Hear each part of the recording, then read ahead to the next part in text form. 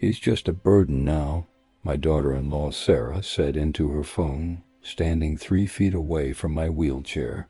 "We need to figure out what to do with her soon." She thought I couldn't understand, thought the stroke had turned me into a vegetable who couldn't comprehend her words, but I heard every syllable, felt every stab of her cruelty, while trapped in my own body, unable to speak or move properly.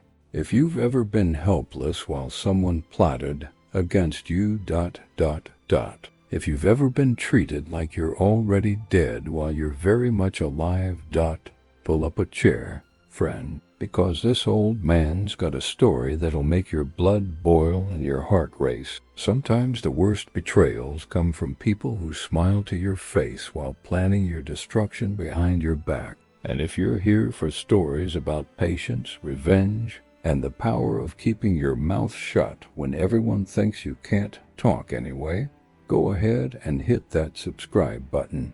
I'm Edward, and this is Coffee with Grandpa, where we discuss the moments that test everything you believe about family and loyalty. This story taught me that sometimes the best weapon is silence. That phone call became my declaration of war, a war fought entirely in my head while I sat motionless in that wheelchair. But what Sarah didn't know, what she couldn't have imagined, was that her burden was listening to everything, planning everything, remembering everything. For 3 months, I became the perfect spy in my own house, gathering ammunition for the battle I knew was coming. The stroke took away my voice, but it gave me something far more valuable, the ability to hear people's true thoughts when they believe you can't understand them. What I discovered about my daughter-in-law during those silent months, well, that changed everything for both of us. Sometimes being underestimated is the greatest advantage you can have. I'd built a successful engineering career by being patient, methodical, and thorough in my planning. Those skills didn't disappear when the stroke hit. They just got redirected toward a very different kind of project. Every insult Sarah threw at me, every cruel comment about my condition, every secret phone call about getting rid of me, became evidence in a case I was building against her. She had no idea that behind my vacant stare and drooping mouth, my mind was working perfectly, cataloging her betrayals and planning my comeback. The woman who thought she was dealing with a helpless old man was actually feeding information to her worst enemy. Sometimes the best revenge requires the longest setup. David and Sarah had been married for 18 years when my stroke happened. I'd watched their relationship from the beginning, seen how Sarah could be charming and caring when it served her purposes, cold and calculating when it didn't. But she'd always been respectful to me, at least to my face. I thought we had a decent relationship, built on mutual love for David and little Sophie.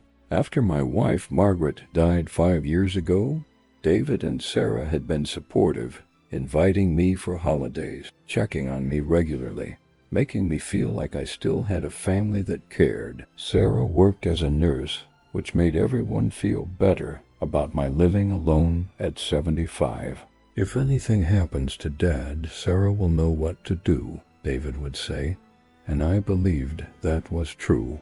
When the stroke hit me during my morning coffee on a Tuesday in March, Sarah was the one who found me 3 hours later during her lunch break visit. She called the ambulance, rode with me to the hospital, held my hand while the doctors explained the damage. For those first weeks in the hospital, she seemed genuinely concerned, asking detailed questions about my prognosis, my therapy options, my chances for recovery.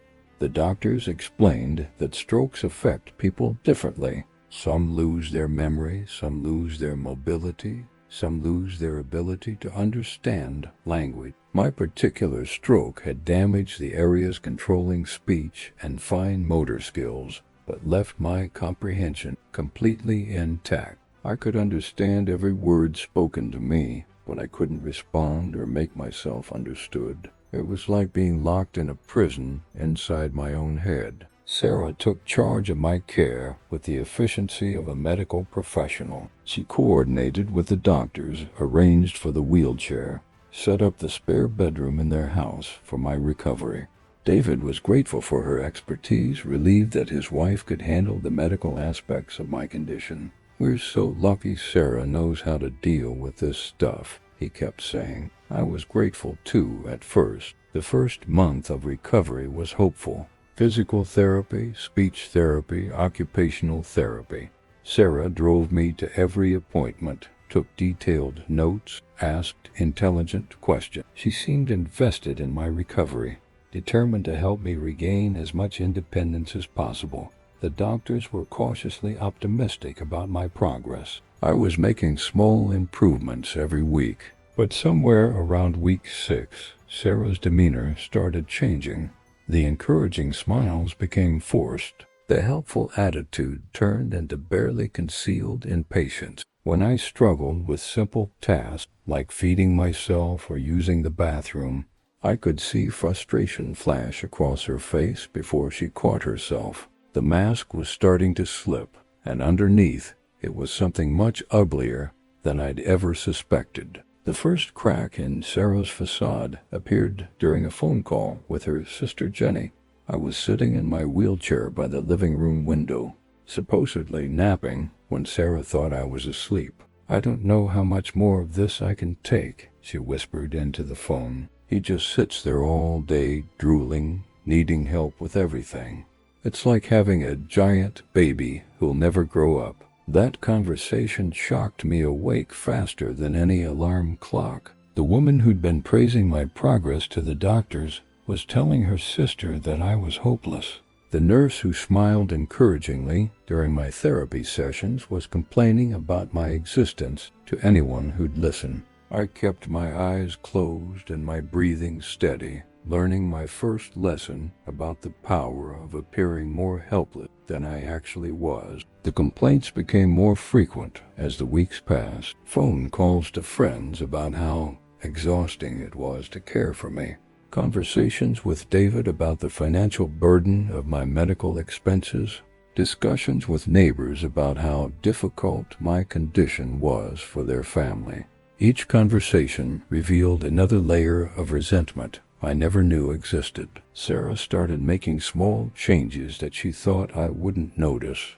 Moving my wheelchair to face the wall instead of the window so I couldn't see outside. Serving my meals cold because he won't know the difference anyway. Skipping my afternoon medications when she thought they weren't essential. These weren't accidents or oversights, they were deliberate acts of cruelty disguised as caregiving shortcuts. The worst part was watching how she performed for David. When he was home, Sarah transformed back into the caring daughter-in-law, gently helping me with my exercises, speaking to me in encouraging tones, updating him on my progress.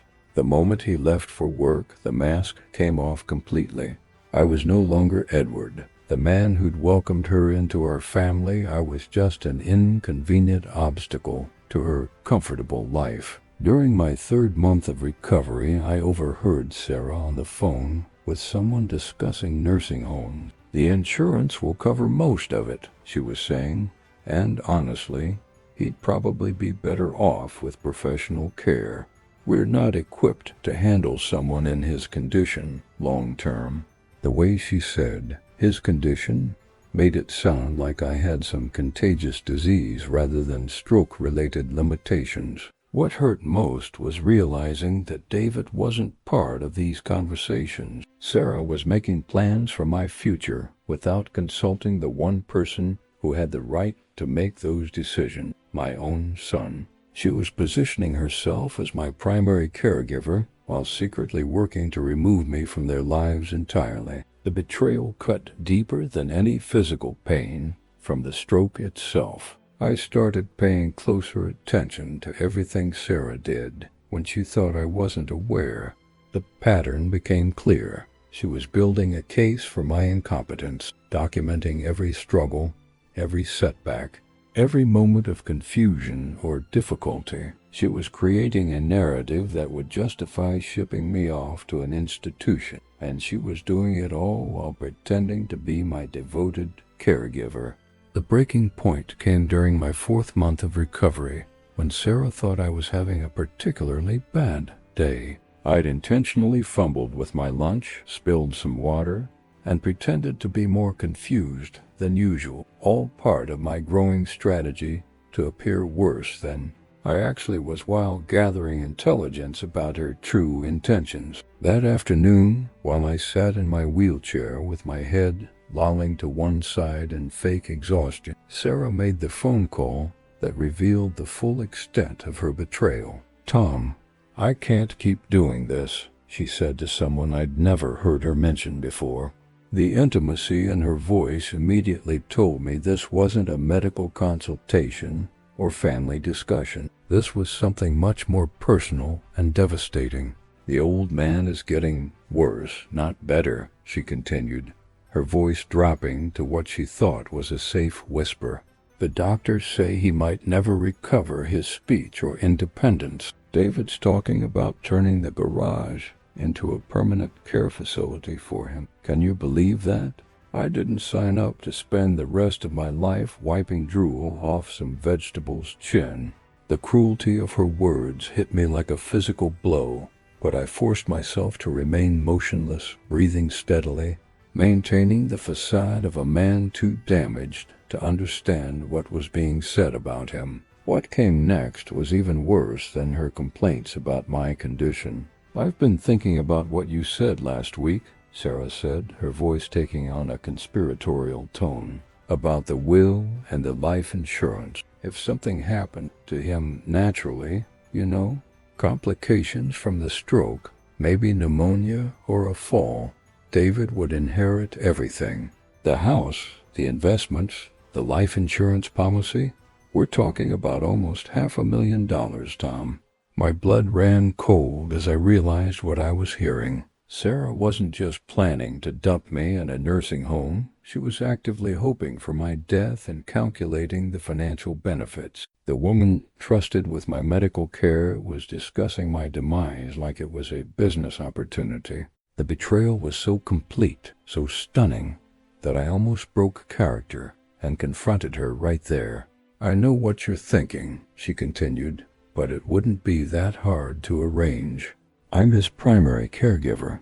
I control his medication, his therapy schedule, his daily routine. If he missed a few doses of his blood thinners, had a little accident in the bathroom, developed an infection that went untreated for too long, these things happen with stroke patients. Everyone would assume it was just the natural progression of his condition." The conversation continued for another 10 minutes, with Sarah and this Tom person, who I was beginning to understand was her lover, not just a friend, discussing the logistics of hastening my death and the timeline for David's inheritance. They talked about me like I was already a corpse, just an inconvenient delay in their plans for a wealthy future together.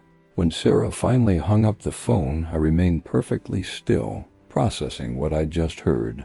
My daughter-in-law wasn't just planning to abandon me. She was actively plotting my murder while maintaining the perfect facade of a caring caregiver.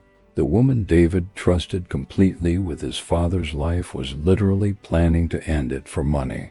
That night, lying in the hospital bed they'd set up in the spare room, I made a decision that would change everything. I wasn't going to be Sarah's victim. I was going to be her worst nightmare. But first, I needed to get stronger, smarter, and more patient than I'd ever been in my life. The real battle was just beginning. The weeks following Sarah's murder confession became my graduate course in survival and espionage. Every day brought new revelations about the depth of her deception, and every evening brought new plans for my eventual comeback. I perfected the art of appearing completely helpless, while secretly documenting everything she did and said when she thought I couldn't understand. My speech therapy sessions became my secret weapon. Dr. Hayes had been encouraging about my progress, noting that my comprehension was perfect and my motor skills were slowly improving. But I started deliberately performing worse during therapy when Sarah was present, while working much harder during solo sessions with Maria, my afternoon caregiver.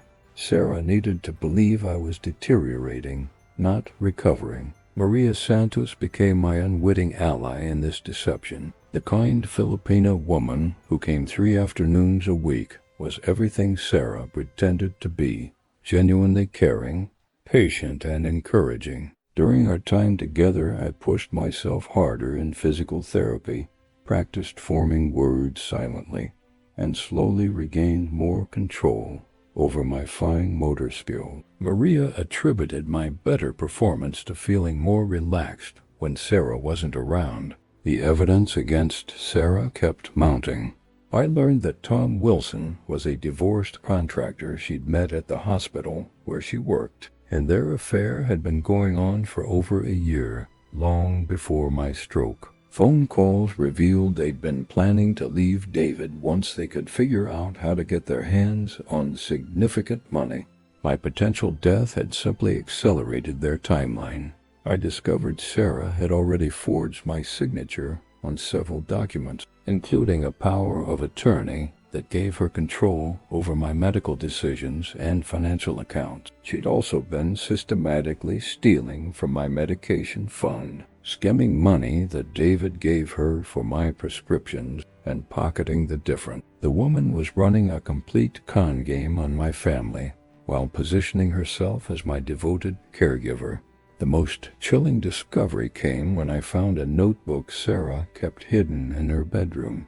I'd seen her put it there during one of my fake nap sessions. Written in her neat nursing handwriting were detailed notes about my daily condition, but they were deliberately inaccurate, painting a picture of a man declining rapidly rather than slowly improving. She was building a medical paper trail to support whatever accident she was planning. My physical recovery accelerated in secret. With Maria's unknowing help, I regained enough hand strength to write notes, enough leg control to potentially stand for short periods, and enough coordination to operate a phone or computer when no one was watching. But I kept these improvements completely hidden from Sarah, maintaining my helpless facade perfectly.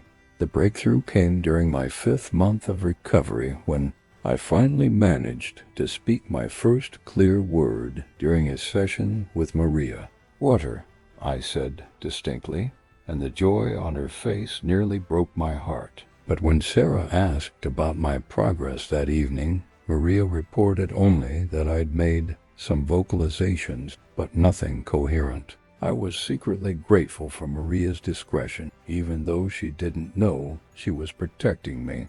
Every night I lay in bed, planning my revelation. Sarah thought she was caring for a helpless old man who couldn't understand her cruelty or expose her crime. But I was actually a fully conscious witness to attempted murder, fraud, adultery, and elder abuse. The question wasn't whether I could destroy her, it was how to do it most effectively when the time came. My opportunity for justice came during my 6th month of recovery, when Dr. Hayes scheduled a comprehensive evaluation to assess my progress and determine my long-term care needs. Sarah had been pushing for this evaluation, confident that it would support her narrative of my declining condition and justify moving me to a nursing facility.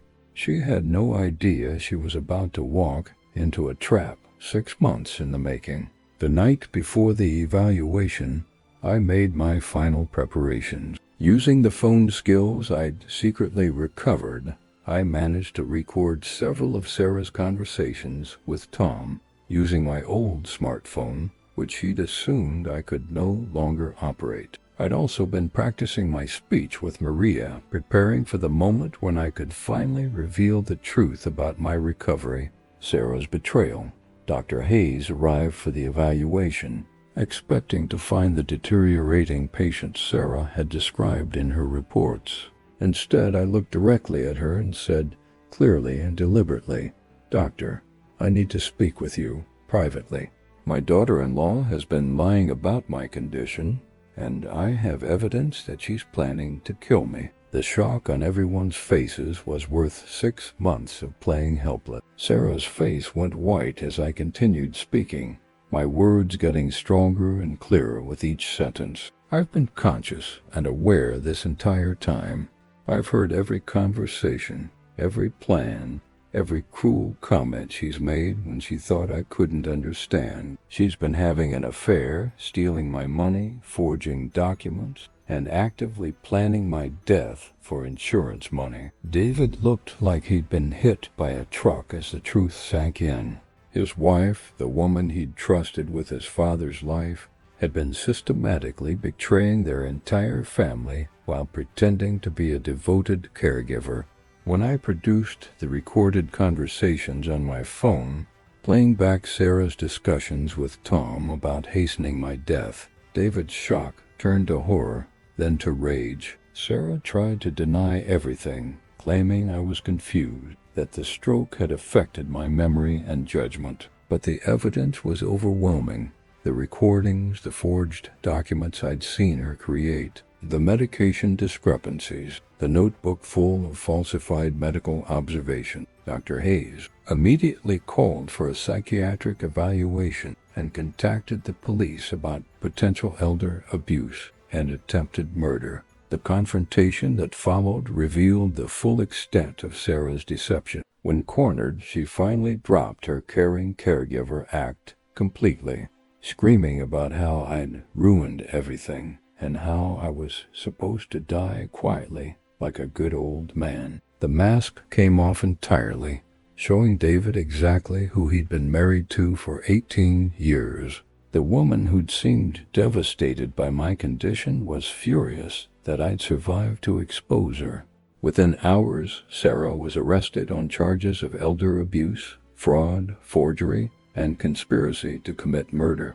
Tom was arrested as an accomplice. The house that had been my prison became my liberation as police gathered evidence of the extensive conspiracy against my life. David, devastated by the betrayal but grateful for the truth, apologized for not seeing what was happening under his own roof. The most satisfying moment came when Sarah realized that her victim had been methodically documenting her crimes for months, that the helpless old man she tormented had actually been the smartest person in the room. Sometimes the best revenge isn't just surviving. It's making sure your enemies face the full consequences of underestimating you. 6 months later, I'm sitting in my own apartment again, fully recovered from the stroke, watching the news report about Sarah's conviction on multiple felony charges. She got 15 years for elder abuse,